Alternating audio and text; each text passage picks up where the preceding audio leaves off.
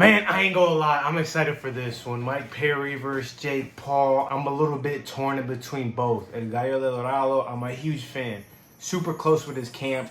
You know, I've been in contact with Third. You know, I've had a lot of opportunities to hang out with the guys. I'm really good friends with this whole camp. Just haven't met Jake Paul quite yet, but he's from Puerto Rico, so I feel like he represents us. And I feel like that's huge. Mike Perry's from Orlando, where I grew up, born and raised. Done hundreds of rounds with Mike Perry.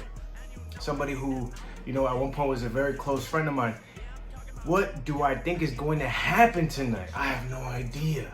But what I do know is Jake Paul does seem to have the advantage. I would put the advantage in favor of Jake Paul, but I mean, you can't take away or knock Mike Perry's experience. The boxing ring is a little bit different than bare knuckle boxing and MMA, but people really want to see Mike Perry knock Jake Paul's head off. And Mike Perry seems amped up, ready, looks in great shape. But it does seem like he's fighting out of his weight class. Knowing him for the time that I've known him, I know he's a 170 pounder. He would do crazy shit to make that weight. I remember that. So I know 170 wasn't easy for him to make. But at the same time, it's a big difference, 170 to 200 pounds. Those 30 pounds are a big deal. And in boxing, fractions of ounces can make a difference. So imagine 30 pounds. I'm gonna have to go with Jake Paul winning this fight, but I wouldn't be so surprised if Mike Perry pulls something off. My educated decision based off of what I saw in the media workouts, in the training, in the upcoming fights, in Jake Paul's improvement, it just seems to me Jake Paul should pass this test with flying colors, but remember, the Florida Commission knows Mike Perry. They don't know Jake Paul.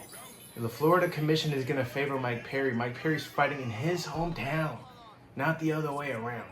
And that's one thing that I think that they're not taking into consideration. This is Mike Perry's home turf, Tampa, Florida. That's Mike Perry. It's not Jake Paul. So that being said, there is some advantages that Mike Perry does have going into this fight. He's gonna have to put relentless pressure. I don't think that it would be very smart of him to try to utilize that jab, something that he's never really done before.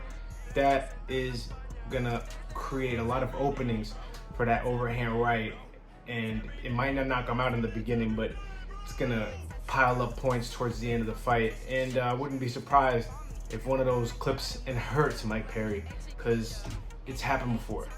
Jake Paul's got exceptional power for anyone. You're born with it. You either have it or you don't. Power is not something that you can develop. As many people think that there is, Devin Alexander couldn't punch for his life depended on it. Excellent boxer is what it is. Jake Paul could punch before he ever put on gloves. That's just how it is. So I think if he can set up that right hand properly, it'll be a short night for Mike Perry.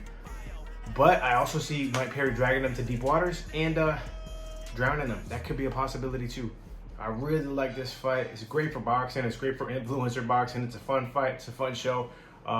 Two white boys going at it. I like it. Let me know what y'all think in the comments down below. But I think I'm gonna have to rock with Jake Paul. My heart is with Perry also, but at the same time, my heart is with Jake Paul. So I really win either way. I just want to see a good fight, and I think we'll get that.